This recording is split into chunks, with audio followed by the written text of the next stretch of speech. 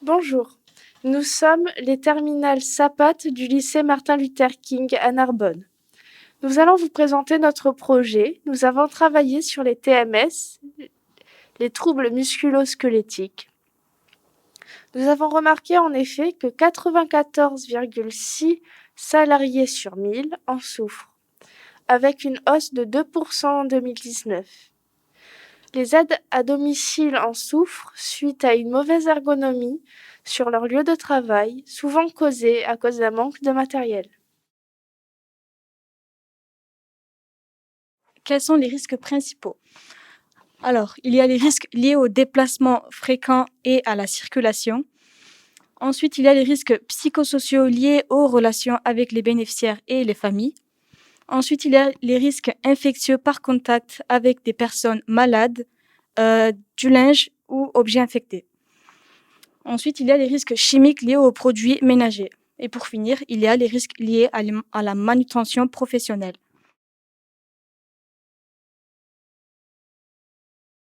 Ce sont ces derniers types de risques qui nous ont intéressés, pour lesquels nous avons cherché une solution. Nous allons dans un premier temps vous présenter les problèmes ergonomiques que les aides à domicile rencontrent.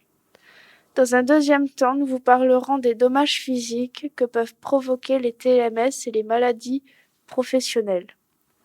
Ensuite, nous vous présenterons un témoignage et enfin, nous vous proposerons une solution. Lorsque les aides à domicile vont travailler chez leurs bénéficiaires, elles doivent utiliser le matériel du bénéficiaire qui n'est pas forcément ergonomique. Comme on peut le voir sur la photo, les balais ne sont pas toujours mobiles et sont parfois usés.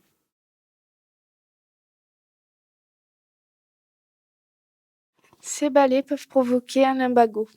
Le lumbago, c'est quoi? C'est lorsque le noyau gélatineux au milieu des deux vertèbres de la colonne vertébrale est chassé vers l'arrière et vient toucher le nerf sciatique. Mais il y a aussi les serpillères que l'on essore avec les mains, ce qui cause une inflammation du canal carpien. Qu'est-ce que le canal carpien? Le canal carpien, c'est un lieu de passage se trouvant dans la partie centrale du poignet, où sont insérés les nerfs responsables du mouvement des doigts. Ces nerfs sont situés au niveau du nerf méridien, qui lui joue un rôle dans la sensibilité des doigts. Lorsque le canal carpien subit une inflammation, il y a une perte de temps et un travail inefficace. Les aides à domicile manquent souvent de lavettes, de gants et d'un escabeau. Les aides à domicile rencontrent aussi des problèmes de manutention professionnelle suite aux postures, au port de charge, aux gestes répétitifs et au déplacement du mobilier. Une loi désigne que l'employeur est tenu d'assurer la sécurité et la santé physique et mentale de l'employé. Il doit évaluer les risques auxquels ses employés doivent faire face et mettre en œuvre des mesures de prévention adaptées. La réglementation n'est pas toujours adaptée par l'employeur.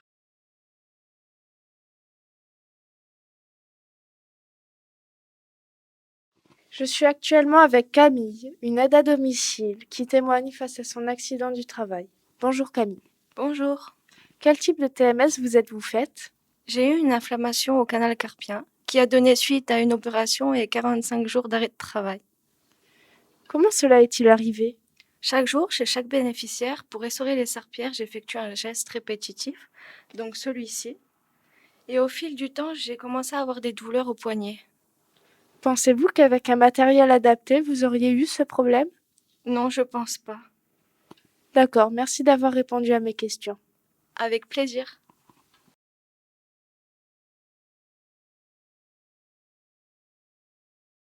Nous allons maintenant vous montrer la mauvaise posture qu'il faut éviter avec un balai standard.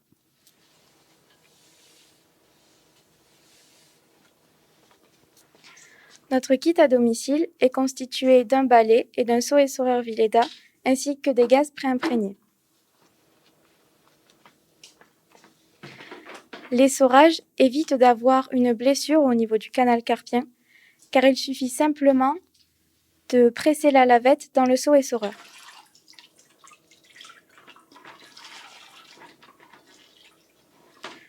Le balai, quant à lui, est adapté car il est télescopique, ce qui permet à l'aide à domicile de le régler en fonction de sa taille.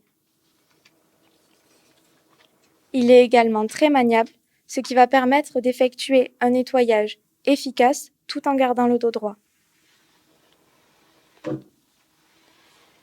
Le noyau gélatineux reste donc au centre et va éviter d'avoir un limbago. Nous pensons qu'il est nécessaire d'avoir le kit dans chaque maison des bénéficiaires.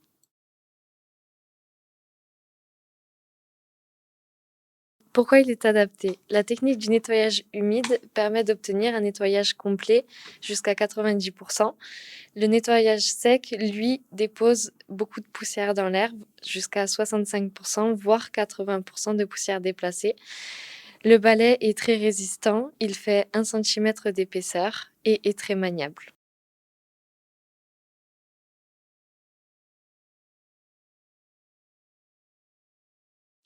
Un mauvais matériel peut impacter sur le coût de l'entreprise si un employé a un accident.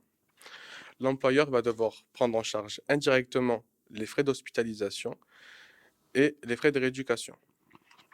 Il va devoir aussi verser une pension ou des indemnités journalières. Il va perdre des revenus aussi, car il va devoir déclarer l'accident du travail, trouver un remplaçant et assurer la perte de production suite à l'accident. Le kit peut être pris en charge par des aides du conseil départemental, des aides des fournisseurs, une prime versée par l'employeur qui s'appelle une prime d'équipement, ou encore l'employeur qui paye ce kit. Ce kit ne vaut qu'une trentaine d'euros, ce qui équivaut à moins de 2 heures de travail d'une aide à domicile. Alors, afin de réduire les accidents du travail et les maladies professionnelles, nous pensons qu'il est favorable d'installer ce kit chez tous les bénéficiaires. Merci beaucoup pour votre écoute.